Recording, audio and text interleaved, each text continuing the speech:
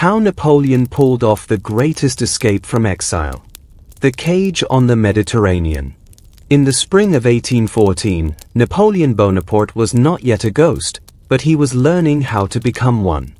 The Allies, Russia, Prussia, Austria, and Great Britain, had done what no single European power had managed in 2 decades. They had marched into Paris, forced his marshals to abandon him, and extracted an abdication that tasted like vinegar mixed with ash. The Treaty of Fontainebleau, signed on April 11th, stripped him of an empire and gave him a toy kingdom in return, the island of Elba, 20 miles off the Tuscan coast, with a population of 12,300 inhabitants, and exactly 0 cannons pointed at the British Navy. Napoleon read the treaty in the Palace of Fontainebleau, the same halls where he had once dictated terms to Austria. He was 44 years old, but he looked 60. His famous grey overcoat hung loose on a frame that had lost 20 pounds in 3 weeks. His hair, once meticulously combed forward over his forehead, had gone thin and patchy at the temples. The man who had terrified Europe now sat in an armchair, tapping a boot heel against the parquet floor, and said very quietly to General Caulaincourt, "They think this is over. They think I will sit on that rock and grow olives." He was not wrong about their thinking. The Allies had chosen Elba for a reason. It was close enough to monitor, far enough from any major landmass to discourage adventure. The island had no deep harbor, no shipbuilding industry, no standing army beyond a few hundred militia who spent most of their time chasing goats out of vegetable patches. The British Foreign Secretary, Lord Castlereagh, wrote to Prime Minister Liverpool that Elba was a gilded prison, and the prisoner will soon become a warden of nothing but his own boredom. That was the miscalculation. They assumed boredom would break him. They did not understand that Napoleon was already broken in every way that mattered, and that a broken man with nothing left to lose is more dangerous than a conqueror with 100,000 men. The journey to Elba took 6 days, and every hour of it was humiliation wrapped in silk. The Allies gave him a frigate, the Undaunted, commanded by Captain Sir Thomas Usher, a competent Irish officer with orders to be polite but firm. Napoleon boarded at Fréjus on April 28, and as the French coast receded, he stood at the stern rail for 3 hours without speaking. The royalist mobs in Provence had thrown rocks at his carriage 2 days earlier, screaming death to the tyrant. A woman had tried to stab him with a kitchen knife. His wife, Marie-Louise, had refused to accompany him. His son, the King of Rome, would be raised in Vienna as an Austrian prince, learning to despise his father's name. So when Captain Usher offered him a glass of Madeira and said, "Your Majesty seems pensive," Napoleon replied with a smile that did not reach his eyes, "I am thinking of how small the world becomes when one loses an empire, and how large it becomes again when one has nothing." Usher, who was not a stupid man, wrote in his log that night, "The prisoner is not reconciled. He is measuring." Elba appeared on the horizon at dawn on May 3, 1814. It looked exactly like what it was, a lump of granite and scrub brush, crowned by a half-finished fort and a few dozen whitewashed houses clinging to the hillside. The main town, Porto Ferraio, had a population of less than 4,000. The harbor could accommodate fishing boats and the occasional grain carrier, but nothing larger than a brig. Napoleon's new palace, the Mulini, was a former customs house with damp walls, cracked plaster, and a view of the prison yard. He inspected every room in silence. Then he walked to the window, looked out at the sea, and said to the handful of loyal soldiers who had followed him into exile, "Gentlemen, we will have to improve the plumbing." That was the first clue.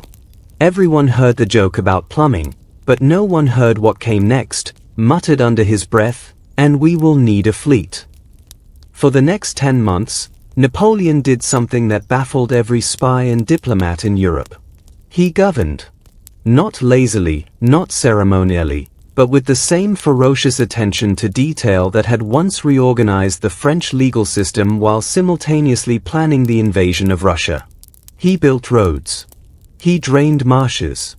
He reorganized the island's mining operations. Elba had iron deposits, which the Allies had overlooked, and increased ore production by 300%. He established a small navy, one brig the Inconstant, 26 guns, 4 smaller vessels, and a flotilla of fishing boats that he registered, armed with swivel guns, and drilled twice a week. The local Elbans, who had expected a sulking tyrant, instead found a short, energetic man who walked their streets in civilian clothes, asked widows about their pensions, and personally supervised the construction of a new hospital. They adored him. Within 3 months, Napoleon could walk from Portoferraio to the inland village of San Martino without a guard. Children ran after him calling, "Papa!" Old women pressed dried figs into his hands. But the governing was not just governing. It was camouflage. Every improvement Napoleon made to Elba served a dual purpose.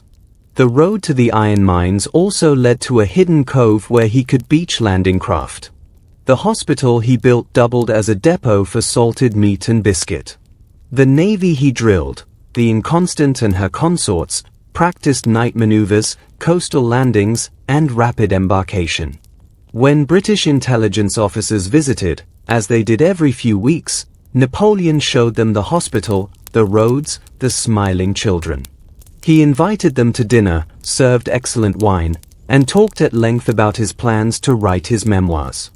Memoirs, he told the Austrian commissioner, General Kohler, with a straight face. A man of my age must leave something for history. I have begun a chapter on the campaign of Italy. Would you like to hear it? General Kohler, who had never commanded anything larger than a battalion, listened for 2 hours and fell asleep in his soup. He reported back to Vienna that Napoleon had become a harmless antiquarian, more interested in verb tenses than victory. That report was read, annotated, and filed. No one questioned it. Because no one wanted to believe that the monster was awake. The real turning point came in January 1815. Napoleon received 2 pieces of news, delivered on the same afternoon by a fishing captain who had sailed from Marseille. The Congress of Vienna, where the Allies were redrawing the map of Europe, had begun to fracture. Britain and Russia were quarreling over Poland. Prussia wanted Saxony. Austria wanted to keep everyone weak enough to need Austrian mediation. The victors of 1814 were already becoming the rivals of 1815. Second, the restored Bourbon king, Louis XVIII, had slashed the pensions of Napoleon's former soldiers. Veterans of Austerlitz and Jena were begging in the streets of Paris. Marshals who had sworn loyalty to Napoleon were being retired, humiliated, or arrested. The tricolour flag had been replaced by the white flag of the Bourbons, and with it, the entire spirit of revolutionary France had been shoved into a cupboard. Napoleon read both dispatches.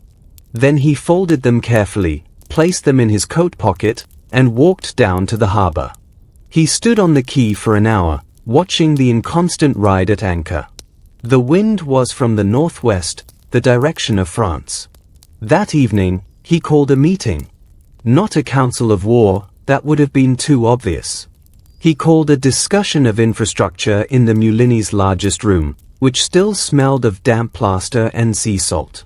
Present were 4 men, each chosen for a specific quality: General Henri Bertrand, loyal, methodical, good with logistics; General Pierre Cambron, tough, utterly fearless, adored by the troops; Count Antoine Drouot, the finest artillery officer in Europe, and a man who never asked whether something was possible, only how; and Captain Jean Chantel, master of the Inconstant.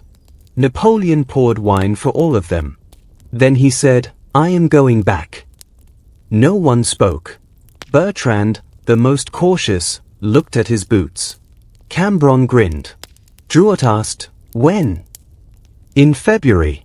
Before the Mediterranean storms end, but after the winter rains have made the roads in southern France impassable for cavalry pursuit. The Bourbons have no more than 6,000 reliable troops between Caen and Grenoble. The rest are my veterans, wearing white cockades and waiting for a reason to tear them off." Chantel, the captain, cleared his throat. Your Majesty, we have 1 brig, 4 small auxiliaries, and perhaps 500 men. The British have a frigate squadron in Livorno. If they intercept us at sea..." Napoleon cut him off with a wave. "The British squadron is in Livorno for repairs. I have the dockyard reports. 3 of their frigates have cracked masts. The 4th is taking on water. They will not sail before March." He had been keeping dockyard reports from Elba, by way of fishing boats and bribed harbor masters and a network of merchants who still remembered that Napoleon had once lowered their taxes. The Allies had given him an island, he had turned it into an intelligence hub. Bertrand finally spoke. "Sire, if we fail, I will be shot.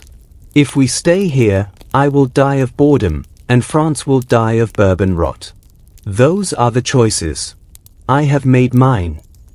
Cambronne raised his glass. "To failure, then. Or to something else." They drank. The next 6 weeks were a masterpiece of deception. Napoleon did not stop governing Elba. He attended Mass. He inspected the hospital. He received the British commissioner, a man named Campbell, with such warmth that Campbell wrote to London, "Bonaparte is resigned." He speaks of his garden constantly. But every night, the Inconstant and her small fleet were loaded. Not with cannon, those would be visible. With food. With ammunition. With the iron fittings that could turn fishing boats into troop transports. With the personal luggage of 600 soldiers, plus a small cavalry detachment, 40 Polish lancers who had refused to leave their emperor, and a battery of 4 light field guns. The guns were the hardest to hide. Drouot solved the problem by disassembling them and storing the barrels in casks marked olive oil. The carriage wheels became cart wheels. The ammunition boxes became crates of dried fish.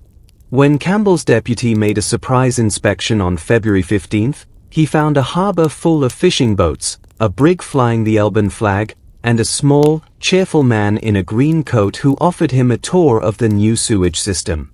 The deputy declined. He later reported that Elba was dull beyond measure. On February 24th, Napoleon gave the order. The fleet would sail on the evening of the 26th, using a moonless night and a forecast of southwesterly winds. The destination, Gulf Juan, a small bay between Cannes and Antibes, chosen because it had no garrison, no telegraph station, and a road that led directly into the mountains. At 8 in the evening on the 26th, Napoleon walked down to the quay. He wore his old grey overcoat and the famous bicorn hat. His boots were polished, but his sword was old, the one from Marengo, not a ceremonial piece. He boarded the Inconstant last, after every soldier and every horse and every disassembled gun. As the brig's anchor broke the surface, a sentry on the harbor wall shouted, "Who goes there?" One of Napoleon's officers called back, "A fishing boat. Night patrol." The sentry waved them on. At midnight, the wind shifted to the west. Chantal tacked the Inconstant into open water, and the small fleet, 7 vessels in total, formed a ragged line behind her. Napoleon stood on the quarterdeck, ignoring the spray, watching the lights of Porto Ferraio shrink to pinpricks and then vanish. Bertrand came up beside him. "Sire, the men are asking where we are going. Some of them think this is a training exercise." Napoleon smiled. "Tell them we are going to Paris. By the shortest route." The crossing took 72 hours, and almost everything went wrong. On the first night, the Inconstant nearly collided with a British merchant brig. Chantal avoided it by 100 yards, but the merchant ship's lookout spotted them and hailed. Napoleon's crew, trained for this, shouted back in coarse English, "Plague ship! Keep away!" The merchant brig changed course immediately. On the second day, one of the smaller transports lost its rudder in a squall and had to be towed. On the third day, the wind died completely, leaving the fleet becalmed within sight of the French coast, and within sight of a French royalist frigate, the Zephyr, cruising off Antibes. The Zephyr was commanded by Captain Andrew, a former naval officer who had served under Napoleon and now served Louis XVIII. He brought his frigate within hailing distance of the Inconstant and shouted, "What ship is that?" Chantal replied, "The Inconstant, Elba Navy, bound for Livorno with a cargo of iron ore." Andrew hesitated. "Then, have you seen Napoleon? Is he still on Elba?" Chantal looked at Napoleon, who was standing 6 feet away, wearing a hooded coat and a fisherman's cap. Napoleon shook his head slightly. "He is on Elba," Chantal called back. "Sick with a cold. Hasn't left his room for a week." Andrew saluted and sailed away. Napoleon took off the fisherman's cap, wiped his forehead, and said, "That man will be my Minister of Marine if he survives the next hour." He was joking. Mostly. On the afternoon of February 28th, the coast of France appeared, first a smudge, then a line, then the red cliffs of the Estral Massif. Napoleon raised a telescope to his eye and scanned the shoreline. No troops. No signal fires. No smoke from a telegraph station. He lowered the telescope and said, very quietly, "We are home." At 4 in the afternoon, the Inconstant anchored 300 yards off the beach at Gulf 1. The water was shallow, so Napoleon and his 600 men waded ashore. The first soldier to touch French soil was Cambronne, who promptly tripped on a rock and fell face-first into the surf. He stood up, spat out seawater, and said, "At least it's French water." Napoleon landed 5 minutes later. His boots filled with sand and cold Mediterranean water, but he did not stumble. He walked up the beach, past a small grove of olive trees, and onto the road that led to the village of Cannes. A farmer driving a cart of turnips saw him, stared, crossed himself, and then knelt in the mud. The farmer said, "Is it really you?" Napoleon helped him to his feet. "It is. Tell your neighbors. The eagle is flying to the cathedral spire. He will land there, or he will die on the steps." The farmer ran. Behind Napoleon, the 600 were forming up. Polish lancers on horses that had been seasick for 3 days. Grenadiers in faded blue coats, their boots squelching with seawater. Drouot's artillerymen, carrying the disassembled guns on their shoulders, looking like mules in human form. And Bertrand, with a map of the route Napoleon, the mountain road that led from Caen to Grenoble to Lyon to Paris, already stained with salt and sweat.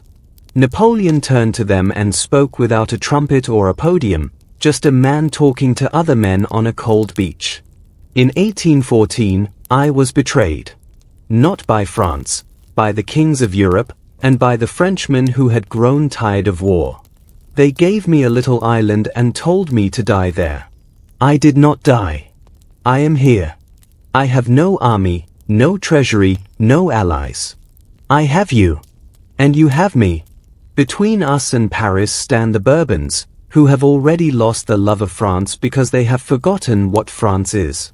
France is not a flag. It is not a king. It is the idea that a man from Corsica, a man from nowhere, can become something because he is willing to fight for it. That idea is not dead. I have carried it in my coat pocket for 10 months. Now we will plant it in the ground and see what grows." Cambronne shouted, "To Paris!" The 600 shouted with him. The echo bounced off the red cliffs and rolled across the water toward the Zephyr, which was still cruising slowly in the distance. But Captain Andrew had gone below for supper, and his lookout was watching a flock of gulls, and no one on that frigate heard a thing. By midnight, Napoleon and his column were 10 miles inland, climbing the first switchbacks of the mountain road. Behind them, the Mediterranean turned black and empty. Ahead of them, the snows of the Alps glowed faintly under a crescent moon. The escape was over. The march had begun. The Road of the Eagle. The morning of March 1, 1815, broke cold and clear over the maritime Alps. Napoleon's column had marched through the night, covering 12 miles of winding mountain road before dawn forced a halt in the village of Saint-Philippe. The villagers were still asleep when the first grenadiers stumbled into the main square, too exhausted to stand. They collapsed against walls, in doorways, under the single plane tree that shaded the village fountain. One of the Polish lancers had to be lifted from his horse. He had fallen asleep in the saddle and slid sideways, waking only when his boot touched the ground. Napoleon did not sleep. He walked among his men, pulling blankets over shoulders, checking boots for blisters, taking reports from officers who had been sent ahead to scout the next valley. Drouot found him at 4 in the morning, sitting on a stone wall with a map spread across his knees, a lantern held steady by a grenadier who was trying very hard not to yawn in the emperor's face. "The road to Grasse is clear," Drouot said. "No royalist troops between here and the town. But the mayor has been warned by telegraph from Caen. He knows we are coming." "How does he know?" "A fisherman. He saw the inconstant anchor, rode to Caen, and sent a message by the optical telegraph. The semaphore towers on the coast can relay a signal from Marseille to Lyon in 4 hours." Napoleon folded the map. "Then we must move faster than the telegraph. The semaphore can send a message, but it cannot send a battalion. The Bourbons will not believe their own eyes until we are standing in front of them. We will use that disbelief as a weapon." He stood up, stretched his back, and walked to the center of the square. The men who were still awake saw him and began to nudge their neighbors. Within 2 minutes, 600 faces were turned toward him, some lit by the fading lantern light, most by the first gray wash of dawn. Napoleon did not give a speech. He said, "Breakfast in 30 minutes. Then we march to Grasse. When we reach Grasse, I want every man to look as if he has already won. Because he has. The war is not fought with bullets today. It is fought with faces. Look like victors, and the royalists will become what they see." He turned to Drouot. "The guns. Are they assembled?" "3 of them, sire. The 4th needs a new axle." "Leave it. We will send for it later. 3 guns are enough to convince a mayor that he should open his gates." The march to Grasse took 4 hours, and by the time the column crested the final ridge, the sun was high enough to burn off the morning mist. Below them lay the town, 3,000 souls, a medieval cathedral, and a garrison of exactly 120 royalist infantry, commanded by a colonel who had spent the previous evening drinking heavily at the mayor's dinner party. Napoleon sent Bertrand ahead with a white flag and a verbal message. "The emperor requests permission to pass through your town. He does not wish to fight Frenchmen.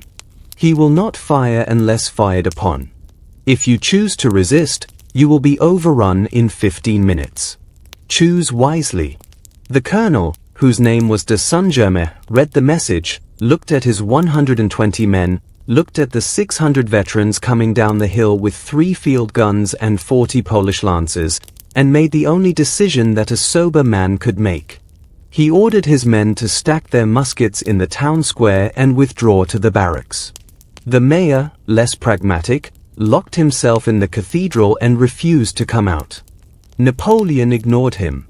He marched his column through the main street, bought bread and cheese from a baker who was too terrified to charge him, and was out of town before noon. Behind him, the telegraph tower on the hill above Grasse was already clattering a message to Lyon. "Bonaparte has landed. Repeat, Bonaparte has landed. Strength unknown. Direction north." But the message was garbled. The semaphore operator, flustered by the sight of Napoleon's column passing directly below his tower, signaled the wrong code for troop strength. The message received in Lyon read, "Bonaparte has landed. Strength, 1200. It was an overestimate by a factor of 2, but that overestimate would save Napoleon's life. Because in Lyon, the royalist commander, the Comte d'Artois, the king's own brother, read the message and did something very human. He panicked. He had 4,000 troops in the city, but he believed he was facing 1,200 veterans of the Grand Army, led by the greatest general in European history. He sent a frantic message to Paris requesting reinforcements, ordered his men to barricade the bridges over the Rhône, and then went to his headquarters to write a letter that he would never send, a letter to his wife, telling her that he loved her and that he might not see her again. Panic, Napoleon had once written, is a multiplier. It turns a mouse into a lion and a lion into a mouse. The Comte d'Artois was not a lion, but he was not a mouse either. He was a Bourbon prince who had spent the last 20 years in comfortable exile, eating well and exercising his horses. He had never commanded a battle, never heard a bullet pass his ear, never smelled gunpowder mixed with blood. When he looked at the telegraph message, he saw not 1,200 men but the ghost of every defeat his family had suffered since 1789. He did the worst possible thing, he waited. While the Comte d'Artois waited in Lyon, Napoleon marched. His schedule was brutal, 20 miles a day through mountain passes, over frozen streams, past villages that had not seen a soldier since the retreat from Russia. The men grumbled, but they did not fall behind. They had been chosen for this expedition precisely because they were the kind of soldiers who would rather die than complain. Most of them were veterans of the Old Guard, the elite corps that had charged at Austerlitz, held the line at Eylau, and formed the last square at Waterloo. They had seen Napoleon lose an empire, and they had followed him to a rock in the Mediterranean. Now they were following him back. They would have followed him into a volcano if he had asked. On March 2nd, the column reached the village of Césaire. No resistance. On March 3rd, they crossed the Loup River and climbed toward the town of Castellane, where a company of royalist gendarmes blocked the bridge. Napoleon rode to the front of the column, dismounted, and walked toward the gendarmes with his coat open and his hands empty. The gendarme captain raised a pistol. "Halt! In the name of the king!" Napoleon kept walking. Which king? The one who ran away in 1792? Or the one who came back on English ships? The captain's hand trembled. "Stop, or I fire." Napoleon stopped 5 paces from the captain's pistol. He looked at the man's face, young, frightened, trying very hard to be brave. Then he looked at the gendarmes behind the captain. Older men, most of them, with the weathered faces of farmers and shopkeepers who had been handed muskets and told to guard a bridge. Napoleon said, "How many of you served under me?" Silence. Then one of the older gendarmes stepped forward. "I did, sire. At Marengo." "Then you know who I am. You know what I did for France. You know what the Bourbons have done to France in 10 months. They have cut the pensions of your brothers. They have given your farms to nobles who fled the revolution. They have brought back the tithe, the corvée, the hunting rights that your fathers died to abolish. Is that the king you are defending?" The young captain lowered his pistol. The older gendarme took off his white cockade, the symbol of the Bourbons, and threw it into the river. One by one, the other gendarmes did the same. Then they stepped aside, and the column crossed the bridge. Napoleon mounted his horse and rode on. Behind him, the gendarmes picked up their muskets and fell in at the rear of the column. They had not fired a shot. They had not needed to. This became the pattern. Every town, every bridge, every crossroads presented the same choice: resist or join. And time after time, the royalist troops chose to join. Not because they loved Napoleon, some did, some didn't, but because they had spent 10 months watching the Bourbons undo everything they had bled for. The tricolor was illegal. The Legion of Honor was mocked. Veterans were called Bonapartist scum in official dispatches. The men who had conquered Europe were being treated like criminals in their own country. Napoleon did not have to convince them to change sides. He only had to remind them of what they had already lost. On March 5th, the column reached the town of Gap, a small city in the Hautes-Alpes with a garrison of 500 royalist infantry and a battery of 8 field guns. This was the first real test. The garrison commander, a colonel named Lassorde, was a professional soldier who had served under Napoleon and then under the Bourbons without any apparent crisis of conscience. He had his guns aimed at the main road, his infantry behind barricades, and orders from the Comte d'Artois to hold gap at all costs. Napoleon halted the column 2 miles outside the town and called a council of war. Bertrand wanted to flank the town through the hills. Cambronne wanted to attack head-on. Drouot, as always, wanted to bring up the guns and bombard the barricades. Napoleon listened to all of them, then shook his head. "No. We will not fight. Lesord knows me. He served under me in Italy. Send a messenger under flag of truce. Tell him I want to speak with him alone." The messenger returned 20 minutes later with word that Lesord would meet, but only on neutral ground, a farmhouse halfway between the column and the town. Napoleon rode to the farmhouse with only Bertrand as an escort. Lesord arrived with his adjutant. The two men dismounted, walked into the farmhouse kitchen, and sat across from each other at a wooden table that still held the remains of someone's lunch. Napoleon spoke first. "You look well, Lesord. The mountain air suits you." Lesord did not smile. "Sire, you are placing me in an impossible position. I have my orders. I have my honor. You have a choice. That is not the same thing as an impossible position. If I let you pass, I am a traitor to the king. If you stop me, you are a traitor to France. Which is the greater treason?" Lesord was silent for a long time. He looked at the table, at the window, at the fly buzzing against the glass. Then he looked at Napoleon, not the emperor he had served in Italy, but an older, thinner, harder version of that man. The same eyes. The same voice. The same refusal to accept that anything was impossible. Lesord said, "What will you do if I refuse?" Napoleon leaned forward. "I will take your town. I will lose men doing it. Some of them will be men you served with in Italy. Their blood will be on your hands. And after I have taken the town, I will hang you from the nearest tree.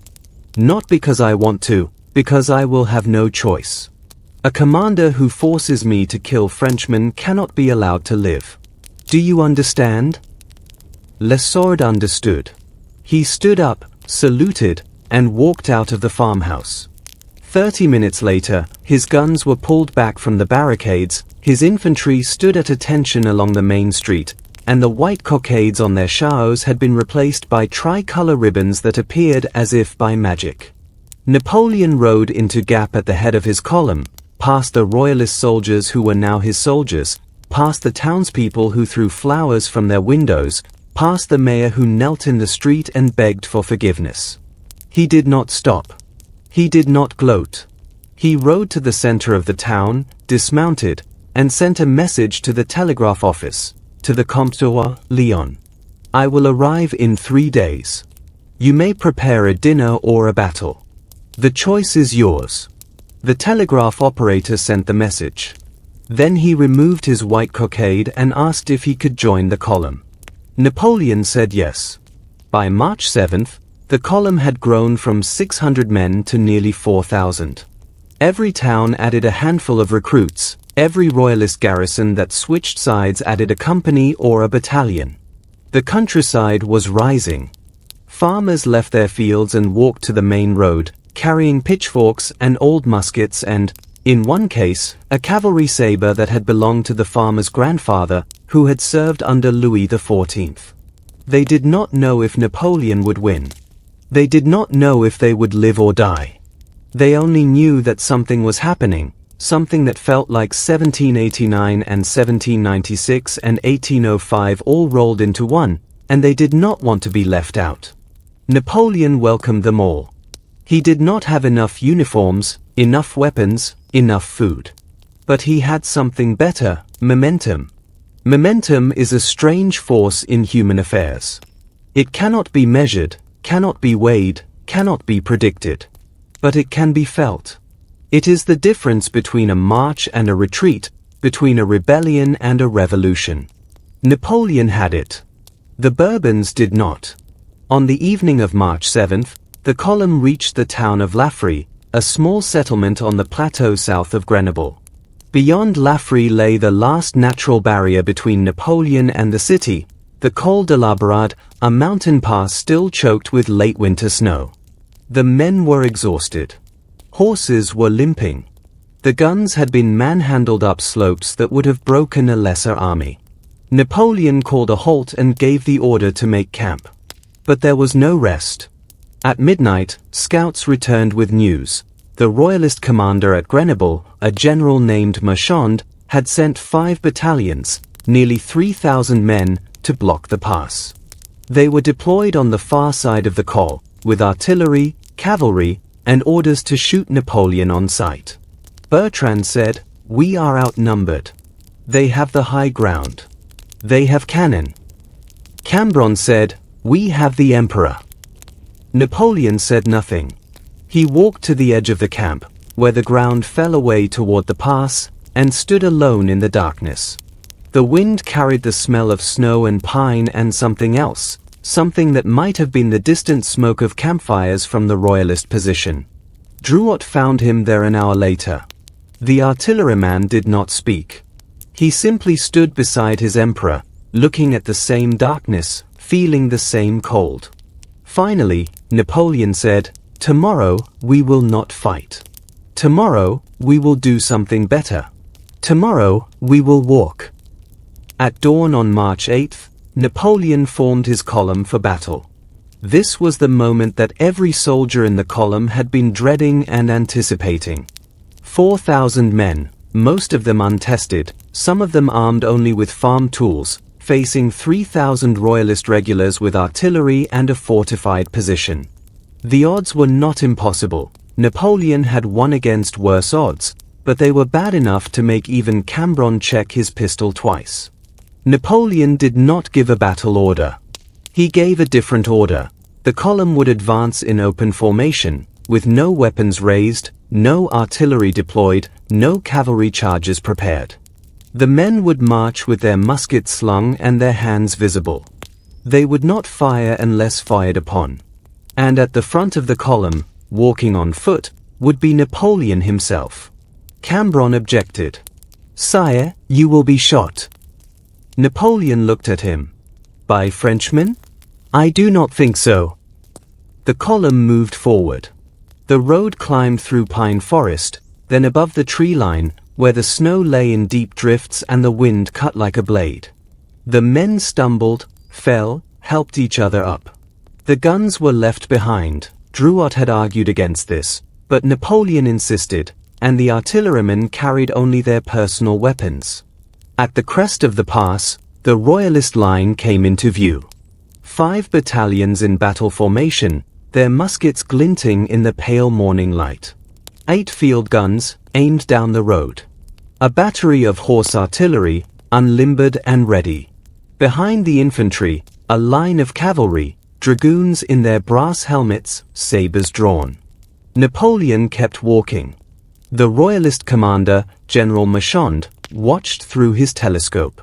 He saw a column of ragged men in faded blue coats, mixed with civilians in work clothes, mixed with women. Some of the soldiers' wives had refused to be left behind, and at the front, a single figure in a grey overcoat and a bicorn hat.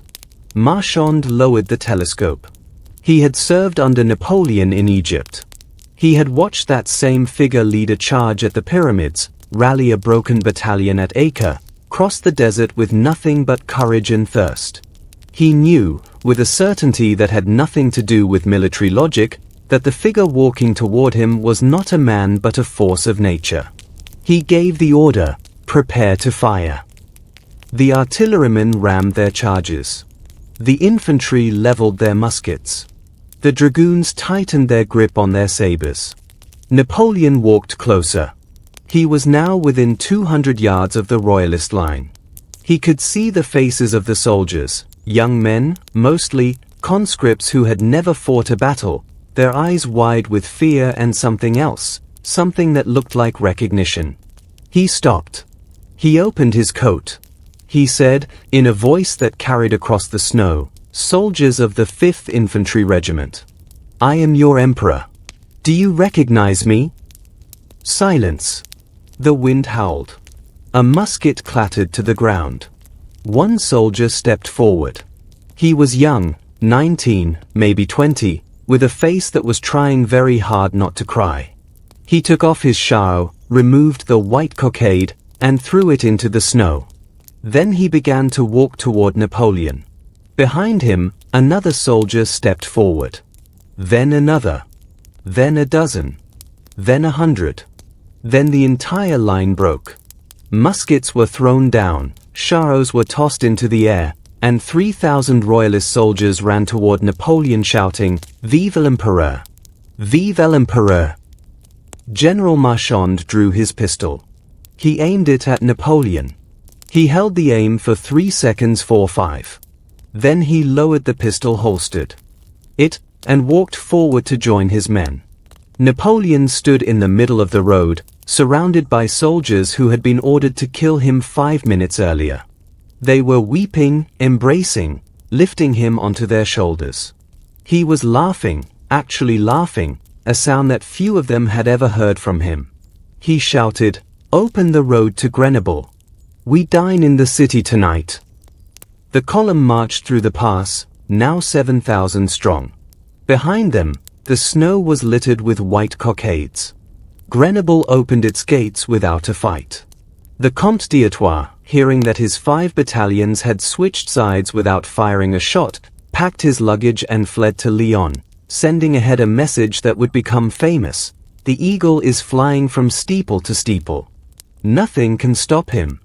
That night, Napoleon slept in the best bed in Grenoble, in the house of a merchant who had once supplied his army with boots.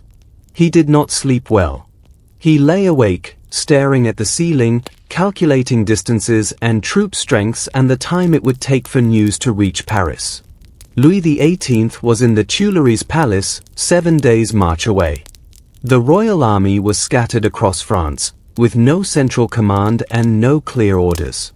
The people were rising in every province, tearing down the white flags and raising the tricolor.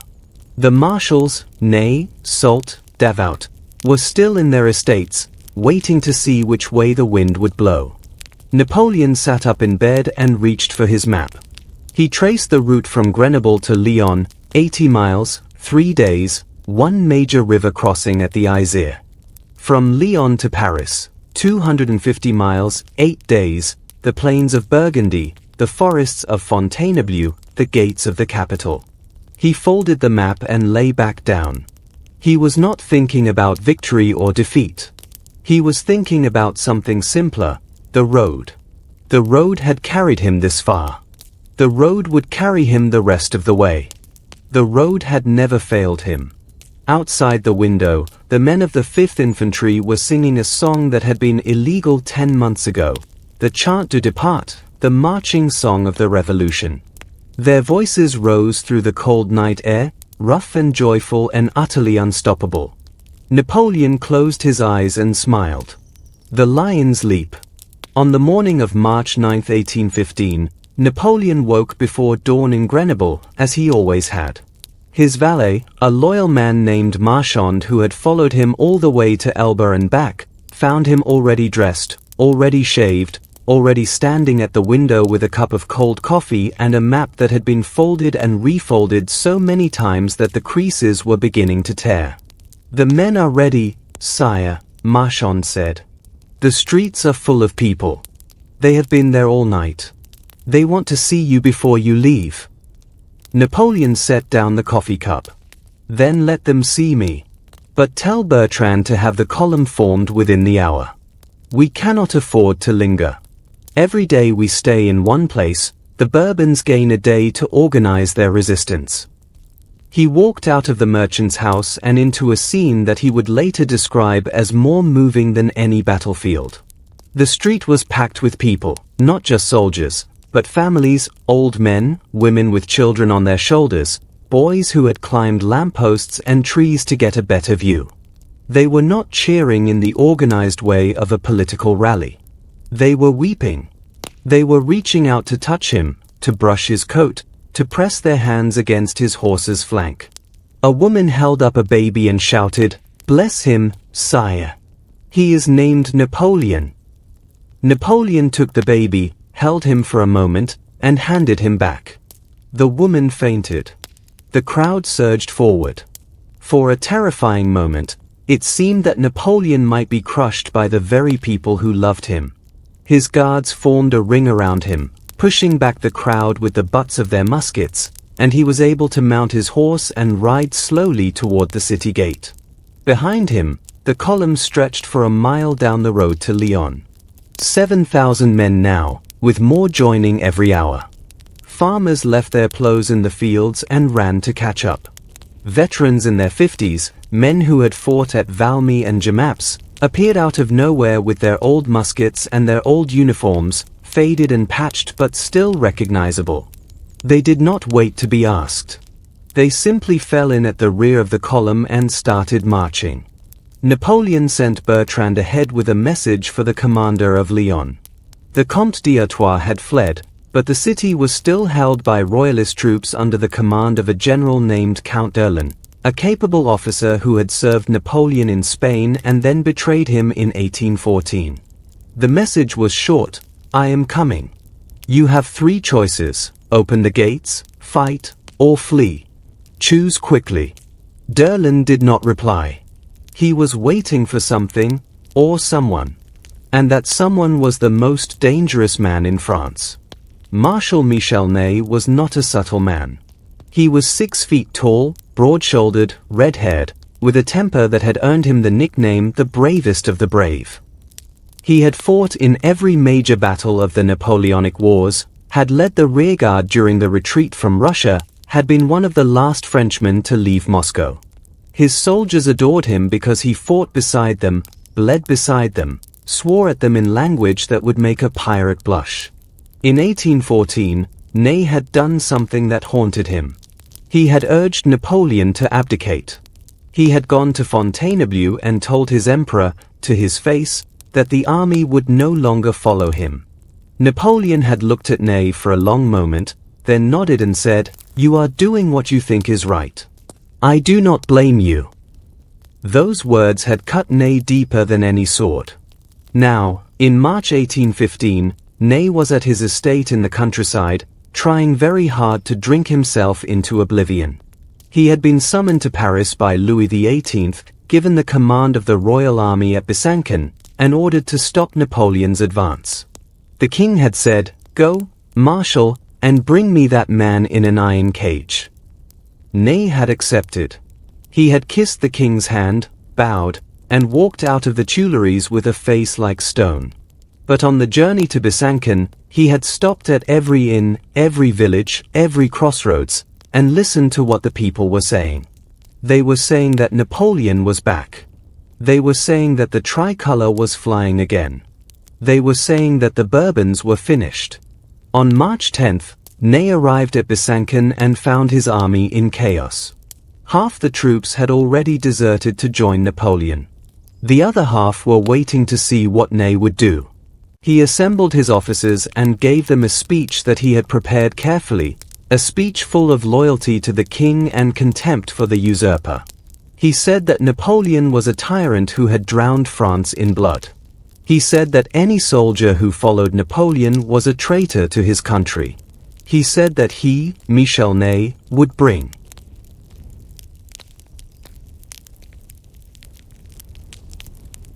Napoleon back to Paris in a cage or die trying. His officers listened in silence. Then one of them, a colonel who had served under Ney at Verdun, stood up and said, "Marshal, with respect, the men will not fight. They have seen the tricolor. They have heard the songs. They will not fire on their own emperor." Ney slammed his fist on the table. "Then they will be shot." The colonel did not flinch. "You will have to shoot them yourself. And then you will have to shoot me." Ney stared at the colonel. He stared at the other officers, who were also not flinching. He walked out of the room, went to his quarters, and sat alone for 3 hours. What did he think about in those 3 hours? He never told anyone. But he thought about Napoleon's face at Fontainebleau, saying, "I do not blame you." He thought about the retreat from Russia, when Napoleon had given him command of the rearguard and said, "If you survive, you will have saved the army." He thought about the first time he had met Napoleon, in 1800, a young general with burning eyes who had looked at Ney and said, "You are a lion. I need lions." At midnight, Ney wrote a letter. Not to the king, to his wife. He wrote, "I cannot do it. I cannot fire on him. He is France, and France is him. I am going to join him, and if I am damned for it, I will be damned with my eyes open." He sealed the letter, gave it to his adjutant, and ordered his horse. On March 11th, Napoleon reached the town of Beguine, 40 miles south of Lyon. The column was now 10,000 strong, and the road was so crowded with soldiers and civilians that progress had slowed to a crawl. Napoleon was considering leaving the baggage train behind and pushing ahead with only the light infantry when a scout rode up with news that made even Bertrand lose his composure. "Marshal Ney is at Lyon. He has 15,000 men. He has sworn to arrest you." Napoleon was silent for a long moment. Then he smiled. "Ney, the bravest of the brave. He will not arrest me. Sire, he has sworn an oath to the king." "Oaths? I have seen Ney break oaths before. He swore an oath to me, in 1804, to defend the empire. He broke it in 1814. Now he has sworn an oath to Louis XVIII. He will break that one too. Not because he is disloyal, because he is loyal to something deeper than oaths. He is loyal to France. And France is with me." Napoleon ordered the column to continue marching, but he changed the formation. He put Cambronne and the Old Guard at the front, with their bearskins and their battle honors. He put the Polish lancers on the flanks. He put Drouot's guns, now 12 of them, with more on the way, in the center. He wanted Lyon to see an army, not a rabble. The march continued through the night. By dawn on March 12, the column was within sight of Lyon's southern suburbs. And there, drawn up on the plain of the Rhône, was Ney's army, 15,000 infantry, 3,000 cavalry, 40 guns. A formidable force, larger than anything Napoleon had faced since his return. The royalist troops were in perfect formation, their white cockades gleaming in the morning light. Behind them, the spires of Lyon rose against a pale blue sky. Napoleon halted his column and raised his telescope. He scanned the enemy line, looking for Ney. He found him at the center, on a white horse, surrounded by his staff. Ney was not wearing a general's uniform, he was wearing his marshal's uniform, the one with the gold embroidery and the baton embroidered on the collar. He was not hiding. Napoleon lowered the telescope. "He means to fight." Bertrand said, "Then we fight." "No. If we fight Ney, Frenchmen die. I will not do that. I will go to him alone." Cambronne grabbed Napoleon's arm. "Sire, you cannot. He will shoot you." "Then he will shoot me. But I do not believe he will." Napoleon dismounted, took off his sword, and handed it to Bertrand. He walked forward alone, across the open ground between the two armies, his grey coat flapping in the wind, his boots crunching on the frozen grass. The royalist soldiers saw him coming. A murmur ran through their ranks, a sound like wind through dry leaves. The officers shouted for silence, for discipline, for the men to hold their positions. But the men were not listening. They were watching the small figure in the grey coat, walking toward them with empty hands. Ney saw him too. He raised his telescope, lowered it, raised it again. His hand trembled. His face, which had been hard and determined when he gave the order to deploy, was now the face of a man who had just realized that he had been lying to himself for 3 days. Napoleon was now within 200 yards. Within musket range. A single shot from a nervous soldier could have ended everything. He stopped. He opened his coat. He shouted, "Soldiers of France! Do you know me?" The royalist line wavered. Men looked at each other, looked at Napoleon, looked at Ney. The officers shouted, "Steady! Steady!" But the men were not steady. They were remembering. Napoleon shouted again, "I am your emperor. If there is a man among you who wishes to kill his emperor, let him fire now." Silence. Absolute silence. Even the wind seemed to hold its breath. Then, from the rear of the royalist line, a single voice shouted, "Vive l'Empereur!" It was not a soldier. It was a woman, a camp follower, one of the wives who had followed the army for years, cooking and washing and nursing the wounded. She pushed through the ranks, ran toward Napoleon, and knelt at his feet. That broke everything. The royalist line dissolved. Men threw down their muskets, tore off their white cockades, and ran toward Napoleon. They were crying, laughing, shouting, pushing past their officers, past Ney, past everything. Within 5 minutes, 15,000 royalist soldiers had become 15,000 imperial soldiers. Ney sat on his white horse, alone in the middle of the chaos. His staff had abandoned him. His generals had switched sides. His men were kneeling before Napoleon. He looked at the sky, looked at the ground, looked at the small figure in the grey coat who was now walking toward him. Napoleon stopped beside Ney's horse. He looked up at the marshal, who had once been his most trusted commander, who had betrayed him, who had sworn to put him in a cage. Ney dismounted. He knelt. He said, "Sire, I have come to die at your feet."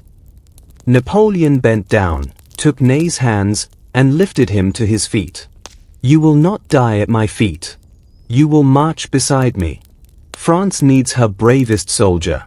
I need you, Michel." Ney wept. The bravest of the brave, the man who had never shed a tear on any battlefield, wept like a child. He embraced Napoleon, and the two men stood there for a long moment, surrounded by 15,000 cheering soldiers, and the past was forgiven. The entry into Lyon was not a military occupation. It was a festival. The streets were carpeted with flowers. The bells of every church rang for hours. The mayor, who had fled the day before, returned and begged for forgiveness. Napoleon gave it without hesitation. He was not interested in revenge. He was interested in speed. He established his headquarters in the Archbishop's Palace, a grand building overlooking the Rhone, and spent the evening writing letters. Not to his generals, to the newspapers. He wanted the whole of France to know what had happened, that Ney had joined him, that Lyon had opened its gates, that the army was rallying to the tricolour. He also wrote a letter to Louis XVIII. It was a masterpiece of irony, polite and menacing in equal measure. "Sire, do not believe that I wish to disturb your peace. I am returning to Paris to claim my throne, which the French people gave me and which I have never surrendered. I will arrive in a few days. I advise you to leave before I arrive, for your own safety." Louis XVIII read the letter in the Tuileries Palace, surrounded by ministers who had spent the last 10 months assuring him that Napoleon was finished. The king was a fat, gout-ridden man of 60, more interested in good food and comfortable chairs than in politics or war. But he was not stupid. He read the letter, folded it carefully, and said to his minister of police, "How many days do we have?" "4, sire.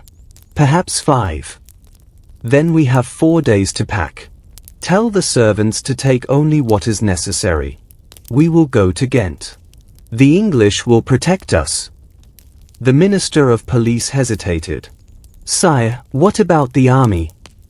The king laughed, a bitter, tired laugh. "What army? There is no army. There are only Frenchmen, and Frenchmen have chosen their emperor.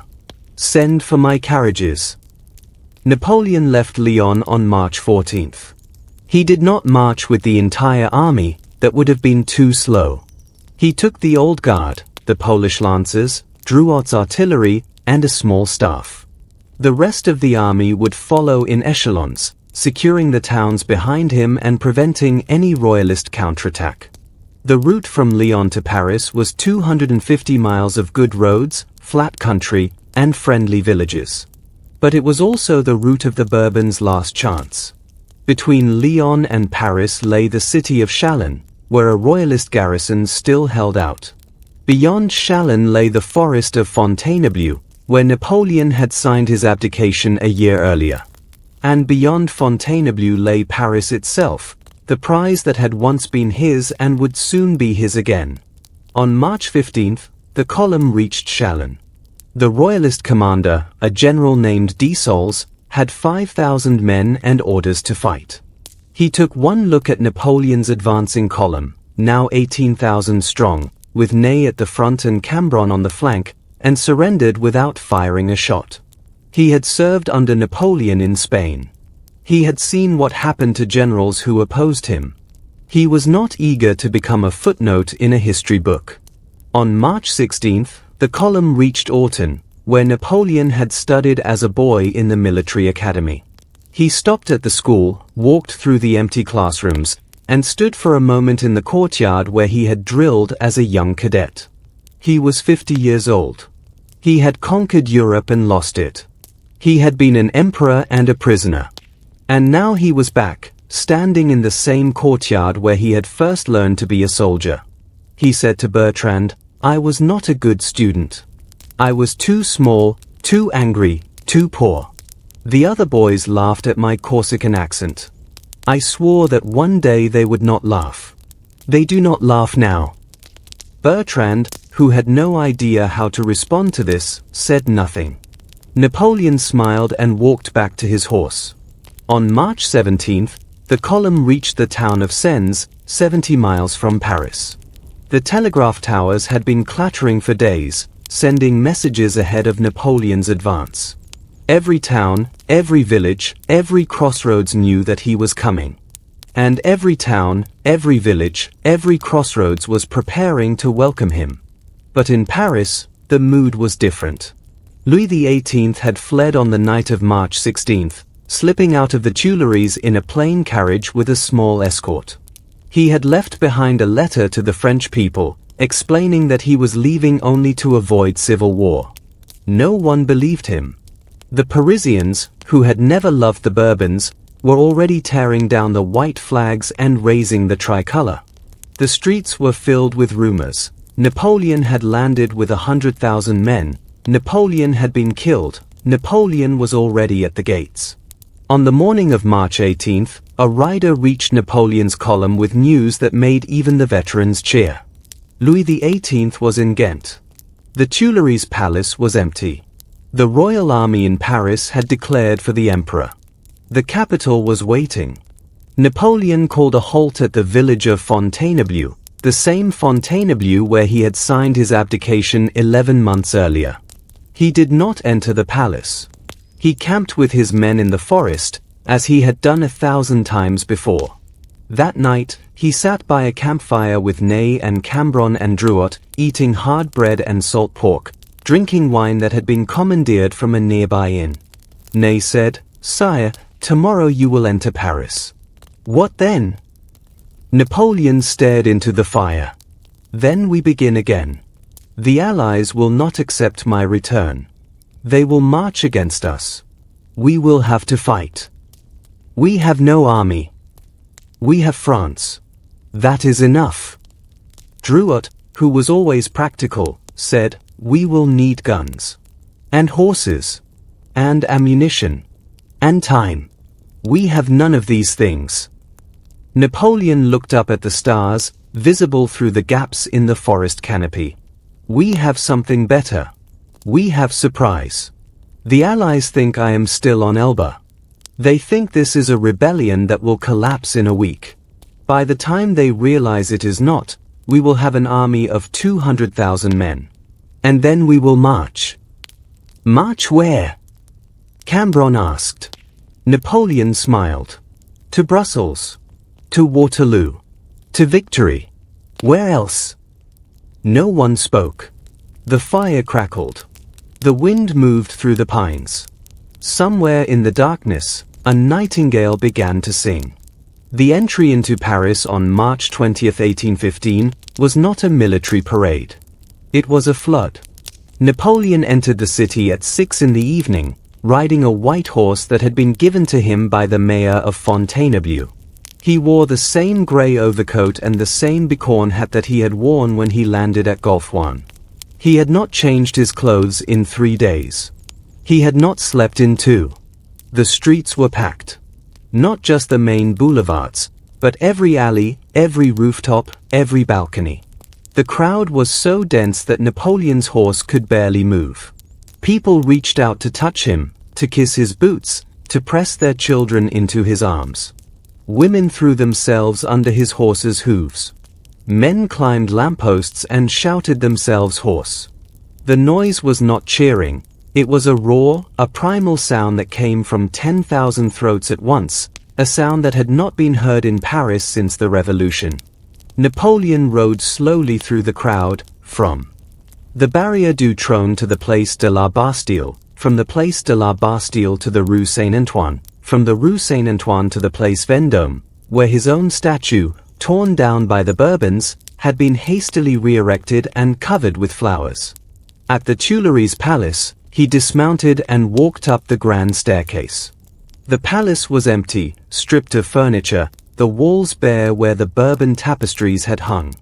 Louis XVIII had taken everything of value, the paintings, the silver, even the chandeliers. But Napoleon did not care. He walked to the emperor's private apartments, the rooms where he had lived for 10 years, and stood at the window that looked out over the gardens. Bertrand and Cambronne and Drouot waited behind him. They did not speak. They watched their emperor, this small man in a dirty coat, standing alone in an empty room, looking out at a city that had welcomed him back like a lover. After a long time, Napoleon turned around. His eyes were wet, but he was not crying. He was smiling, a strange, tired, triumphant smile. He said, "Gentlemen, the eagle has landed." Then he sat down at the desk where he had signed the abdication 11 months earlier, pulled out a blank sheet of paper, and began to write orders for the army that would march to Waterloo. The 100 Days. The morning of March 21, 1815, dawned grey and cold over Paris, but no one noticed the weather. The city was drunk on the return of its emperor. Strangers embraced in the streets. Old soldiers who had not spoken to each other in years gathered in cafes to drink toasts and trade stories of Austerlitz and Jena. The tricolour flew from every window, every lamppost, every church tower. Even the beggars on the Pont Neuf wore tricolour ribbons in their hats. Napoleon, as was his habit, woke at 4 in the morning. He had slept for exactly 3 hours, in a camp bed that Michand had set up in the emperor's private study. The state bedrooms were empty, stripped of furniture by the fleeing Bourbons, but Napoleon had never cared about comfort. He cared about work. And there was work to be done. He sat down at a small writing desk, not the grand bureau that Louis XVIII had taken with him to Ghent, but a simple wooden table that had been used by one of the palace secretaries, and began to write. He wrote for 4 hours without stopping. Orders to generals. Proclamations to the French people. Letters to foreign powers. Lists of supplies, ammunition, horses, food. He wrote in his famous scrawl, covering page after page with a handwriting that was nearly illegible to anyone except his most trusted secretaries. But the secretaries were not there yet. They were still arriving from the provinces, having been dismissed by the Bourbons and now scrambling to return to their posts. By 8 in the morning, Bertrand entered the study with a cup of coffee and a worried expression. "Sire, the ministers are arriving. They wish to pay their respects." Napoleon did not look up from his writing. "Tell them I have no time for respects. I have time for work. If they want to pay their respects, they can bring me a report on the state of the army." Bertrand hesitated. "Sire, the army does not exist. The Bourbons disbanded most of the regiments. The rest are scattered across the country. We have no central command, no supply depots, no reserve of ammunition. The treasury is empty. The Allies. Napoleon looked up. I know what the Allies are doing. I know that the Congress of Vienna is still meeting. I know that they have declared me an outlaw. I know that they are preparing to march. Tell me something I do not know. Bertrand had nothing to say. Napoleon stood up and walked to the window. Below, in the courtyard of the Tuileries, a crowd had gathered, not the wild, ecstatic crowd of the previous evening, but a quieter, more serious crowd. Officers in uniform. Government officials. Men of business, men of finance, men who had served Napoleon before and would serve him again if they thought he could win. They were not cheering. They were waiting. Waiting to see if the emperor had returned as a conqueror or as a ghost. Napoleon turned from the window. Call a council for noon. I want Cambronne, Drouot, Ney, Davout, and Caulaincourt. And send word to the ministries. I want a full accounting of every soldier, every musket, every cannon in France by midnight tomorrow. Not in a week. Tomorrow. Bertrand saluted and left. Napoleon sat down at the desk again, but he did not write. He stared at the blank paper in front of him. For the first time since landing at Golfe-Juan, he allowed himself to feel the full weight of what he had done. He had escaped from Elba. He had marched across France. He had won over the army, the people, the cities. But that was the easy part. The hard part was coming. He had no allies. Europe was united against him. Britain, Russia, Austria, Prussia, the four great powers that had defeated him in 1814, had already signed a treaty declaring him an outlaw, a disturber of the peace, a man outside the protection of law. They were assembling armies, Wellington in Belgium, Blücher in the Rhineland, the Austrians in Italy, the Russians marching across Poland. Within 3 months, more than 500,000 men would be moving toward France. Napoleon had perhaps 200,000 soldiers, most of them untrained, unequipped, and scattered across a country that had been stripped of resources by the Bourbons. He had no navy, the British controlled the seas. He had no money, the treasury was empty. He had no allies, even his former father-in-law, the Emperor of Austria, had turned against him. He picked up his pen and wrote a single word at the top of the page, strategy. Then he began to write. The council met at noon in the Salon des Marchaux, a long, ornate room on the first floor of the Tuileries. The walls were hung with paintings of Napoleon's victories, Austerlitz, Jena, Friedland, but the paintings were crooked, the frames dusty, the glass cracked. The Bourbons had not bothered to maintain them. Napoleon looked at the paintings for a long moment, then turned to the men seated around the table. They were a remarkable group. Marshal Davout, the Iron Marshal, a cold, methodical man who had never lost a battle and never would. Marshal Ney, the bravest of the brave, still red-eyed from the emotions of the past week. General Cambronne, the rock of the old guard. General Drouot, the finest artillery officer in Europe. General Caulaincourt, the diplomat, a tall, elegant man who had served Napoleon as foreign minister and had followed him to Elba. Napoleon did not sit at the head of the table. He stood at the window, his back to the light, his face in shadow. He spoke without notes, without preamble, without any of the formalities that usually accompanied such meetings. Gentlemen, we have no time for illusions. The Allies have declared war on me personally. They will not negotiate. They will not compromise. They want me dead or in chains. That is the reality. He paused, letting the words sink in. We have perhaps 3 months before the Allied armies are at our borders. In that time, we must raise an army, equip it, train it, and deploy it. We must rebuild the fortifications of our eastern frontiers. We must manufacture muskets, cast cannons, produce gunpowder. We must find horses, 20,000 horses, for our cavalry. We must feed our soldiers, clothe them, pay them. And we must do all of this with an empty treasury and a country that is exhausted by 20 years of war. Ney spoke. Sire, it is impossible. Napoleon turned from the window. Impossible? I have heard that word before. I heard it in 1796, when they said I could not cross the Alps. I heard it in 1805, when they said I could not defeat the Austrians and Russians at the same time. I heard it in 1814, when they said I could not defend France with boys and old men. And yet I did those things. I did them because I had no choice. We have no choice now. Davout, who had been studying a map of France, looked up. Sire, what is your strategy? Do we defend the frontiers or do we strike first? Napoleon walked to the table and placed his finger on the map, on Belgium. Here. We strike here. The room was silent. Belgium was not on the frontier. Belgium was held by the Allies, by Wellington's Anglo-Dutch army and Blücher's Prussians.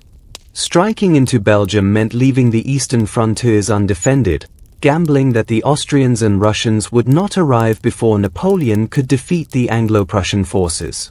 Caulaincourt, the diplomat, spoke carefully. Sire, if we invade Belgium, we risk a war on two fronts. The Austrians will not move until they have assembled their full army. That will take at least 3 months. The Russians will take even longer. Our only immediate threat is Wellington and Blücher. They are already in Belgium, already massing their forces. If we wait for them to invade France, we lose. If we strike first, we have a chance. A chance, Ney repeated. Not a certainty. Napoleon looked at Ney. In war, certainty is a luxury for peacetime. We are not at peace. We are at war. And in war, a chance is enough. He turned back to the map. Here is the plan. We will assemble the army of the north, perhaps 120,000 men, near the border with Belgium. We will strike between Wellington and Blücher, drive a wedge between them, and destroy each army separately. If we succeed, Belgium falls. The British will retreat to the sea. The Prussians will retreat to the Rhine. And the Austrians and Russians, hearing of our victory, may decide that peace is preferable to another campaign. And if we fail? Drouot asked. Napoleon smiled. Then we will have failed. But I do not intend to fail. The next 3 months were a whirlwind of activity that would have broken any normal man. Napoleon worked 18 hours a day, 7 days a week. He reviewed troop returns, inspected fortifications, met with manufacturers, corresponded with generals. He ate at his desk, slept on a cot in his study, and rarely left the Tuileries except to visit the army camps that were springing up around Paris. The army, miraculously, began to take shape. Veterans who had been dismissed by the Bourbons flocked to the colors. Young men who had been born during the Revolution volunteered in droves. Factories that had been closed for years reopened to produce muskets, sabers, uniforms, boots. The artillery foundries at Douai and Strasbourg worked around the clock, casting new cannons and repairing old ones. The powder mills at Grenelle produced 30,000 pounds of gunpowder a week. But there were problems. Always problems. The treasury was so empty that Napoleon had to borrow money from the Bank of France just to pay the soldiers' wages. The cavalry was desperately short of horses. The Bourbons had sold most of the army's mounts to pay their own debts. The supply depots were bare. There was not enough food to feed the army for more than 2 weeks. The fortifications on the eastern frontier were in ruins, their walls crumbling, their guns rusted. Napoleon attacked each problem with the same ferocity. He confiscated horses from the royal stables, from the nobles who had fled with Louis XVIII, from the towns and villages along the border. He requisitioned food from every district in northern France, promising to pay for it after the war. He sent Drouot to inspect the fortifications and report back within a week. He wrote personal letters to every manufacturer in France, appealing to their patriotism and their profit margins. And he wrote to the French people. Not official proclamations, personal letters, published in the newspapers, written in the simple, direct language that he had always used when he wanted to reach the heart of the nation. Citizens of France, the enemies of our country are gathering at our borders. They wish to undo everything we have achieved since 1789. They wish to return us to the days of kings and nobles, of privilege and poverty. I will not let them. I will lead your sons into battle, as I have done before. But I cannot do it alone. I need your support, your courage, your faith. Give me these, and I will give you victory. The response was overwhelming. Money poured in from the provinces, not much, but enough to buy bread and salt meat. Women donated their wedding rings to be melted down for bullets. Children collected scrap metal for the foundries. Old men offered to serve in the National Guard. The country, which had been exhausted and divided when Napoleon landed at Golfjuan, was beginning to unite behind him. But not everyone was united. In the west of France, in the region called the Vendée, royalist rebels rose up against Napoleon. They were led by nobles who had fled the revolution and returned with the Bourbons, and they were determined to prevent Napoleon from raising an army. They attacked convoys, burned supply depots, murdered Republican officials. Napoleon sent General Leclerc with 15,000 men to crush the rebellion, but it took 6 weeks and cost thousands of lives. In Paris, there were whispers of conspiracy. The Bourbons still had supporters among the nobility, the clergy, the old aristocracy. They met in secret, sent messages to the Allies, plotted to overthrow Napoleon while he was away with the army. Napoleon knew about the plots, but he did nothing. He had no time for conspiracies. He had an army to build. On May 15th, Napoleon held a review of the Army of the North at the Champ de Mars, the same field where he had reviewed his troops before the invasion of Russia in 1812. The contrast was stark. In 1812, he had reviewed 400,000 men, the finest army ever assembled in Europe. In 1815, he reviewed 120,000 men, most of them raw recruits, many of them armed with muskets that were older than the soldiers who carried them. But they were his. And they were eager. Napoleon rode down the lines on a white horse, his grey coat replaced by the green uniform of the Chasseurs de la Garde, his bicorne hat decorated with a tricolour cockade. He stopped at each regiment, spoke to the men, asked them where they were from, how long they had served, whether they had seen battle. The men shouted, "Vive l'Empereur!" until their throats were raw. The officers saluted. The bands played the Chant du Départ. After the review, Napoleon gathered his generals in his tent. Ney, Davout, Soult, Grouchy, Reille, Vandamme, the men who had conquered Europe and lost it, who had sworn oaths to Napoleon and to the Bourbons and to Napoleon again. They sat on camp stools, drinking coffee, studying maps. Napoleon stood at a table in the center of the tent, surrounded by maps of Belgium. He had marked the positions of Wellington's army and Blücher's army with colored pins, red for the British, black for the Prussians. Gentlemen, here is the situation. Wellington has approximately 90,000 men, deployed along a line from Brussels to Mons. Blücher has 120,000 men, deployed along the Sambre and Meuse rivers. They are not in contact with each other. There is a gap between them, here, near the town of Charleroi. He placed his finger on the map. We will march through this gap. We will cross the Sambre at Charleroi, turn north toward Brussels, and place ourselves between Wellington and Blücher. Then we will attack Blücher first. He is closer, and he is the more aggressive of the two. If we destroy Blücher, Wellington will retreat to the coast. If we destroy Wellington first, Blücher will retreat to the Rhine. Either way, we win. Soult, who had served as Napoleon's chief of staff during the last campaigns, frowned. Sire, the Prussians are 120,000 men. We are 120,000 men. Even if we surprise them, we cannot destroy them in a single battle. We do not need to destroy them. We need to defeat them. A defeated army is not destroyed, it is demoralized. It retreats. It loses its cohesion. If we defeat Blücher, he will retreat east, toward the Rhine. We will then turn and defeat Wellington. By the time the Austrians and Russians arrive, we will have defeated 2 of the 4 Allied armies. The remaining 2 may decide that peace is preferable. And if they do not? Davout asked. Napoleon looked at Davout, the Iron Marshal, the man who had never lost a battle. Then we will fight them too. One battle at a time. That is how I have always done it. That is how I will do it again. On June 10th, the Army of the North began to move. 120,000 men, 300 guns, 15,000 horses, the largest army that France could put into the field. They marched at night, to avoid detection by Allied spies, moving north from their camps around Paris and Soissons toward the Belgian border. Napoleon left Paris on June 12th. He did not say goodbye to anyone.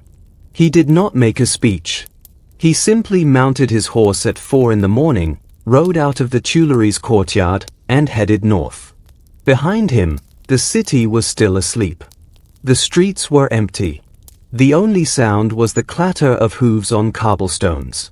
He met the army at Beaumont, a small town on the border, on the evening of June 14th. The troops had been marching for 4 days, covering 60 miles in the summer heat. They were tired, hungry, and footsore. But when they saw Napoleon ride into camp, they forgot their fatigue. They lit bonfires, sang songs, shouted his name into the darkness. Napoleon walked among them that night, as he always did before a battle. He spoke to the sentries, checked the picket lines, tasted the soldiers' soup. He found a young conscript sitting alone by a fire, crying quietly. The boy was 18 years old, from a village in the Loire, and he had never seen a battle. He was terrified. Napoleon sat down beside him. "What is your name?" "Philippe, sire." "Philippe. That is a good name. My brother was named Philippe. He died in the revolution, before I became famous. He was afraid too. All men are afraid before a battle. The secret is not to stop being afraid. The secret is to keep moving even when you are afraid." The boy wiped his eyes. "Sire, will I die?" Napoleon put his hand on the boy's shoulder. "I do not know. No one knows. But if you do die, you will die for France. There are worse ways to die." He stood up and walked back to his tent. He did not sleep. He sat at his field desk, studying the maps one more time, checking the reports from his scouts, calculating the distances and the timings and the odds. Tomorrow, he would cross the Sambre. Tomorrow, he would strike the first blow. Tomorrow, the 100 days would reach their climax. He did not know that the climax would come not on the Sambre, but at a small village called Waterloo.